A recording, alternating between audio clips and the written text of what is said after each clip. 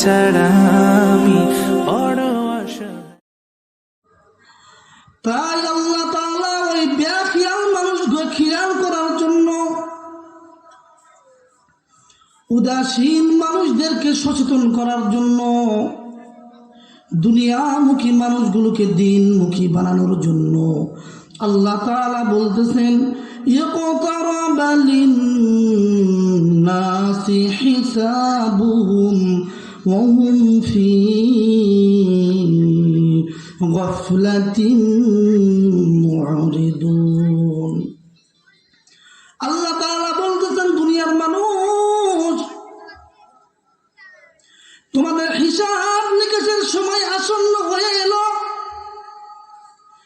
এরপর তোমরা বেখবর, এরপর তোমরা উদাসীন, তোমরা তোমাদের ধর্ম কর্ম দায়িত্ব কর্তব্য থেকে তোমরা এখনো দূরে চলে গেছো, এখনো দূরে আছো, অথচ তোমাদের হিসাবের সময় অতি সন্নিকটে।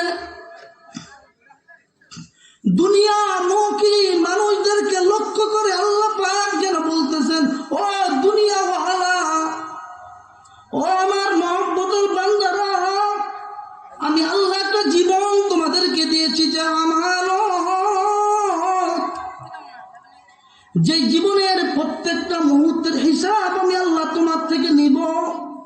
কিন্তু তুমি যে বেখবর, তুমি উদাসীন, আমি আল্লাহ তোমাকে কিছু দায়িত্ব কর্তব্য দিয়েছি, তুমি ওই দায়িত্ব কর্তব্য থেকে বান্দা এখনো উদাসীন হয়ে আছো। কিন্তু বান্দা একবার ভেবে দেখো, একবার ভেবে দেখো, একবার খেয়াল করো, একবার তোমার বিবেককে প্রশ্ন করো, আর অল্প সময় কিছুক্ষণ পরে তোমার জীবনের হিসাব